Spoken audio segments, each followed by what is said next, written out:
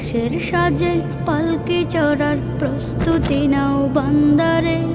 একটু ভাবো কেমনে রবে মাটির ঘরে আন্ধারে। লাশের সাজে পালকি চড়ার প্রস্তুতি নাও বান্দারে। একটু ভাবো কেমনে রবে মাটির ঘরে আন্ধারে।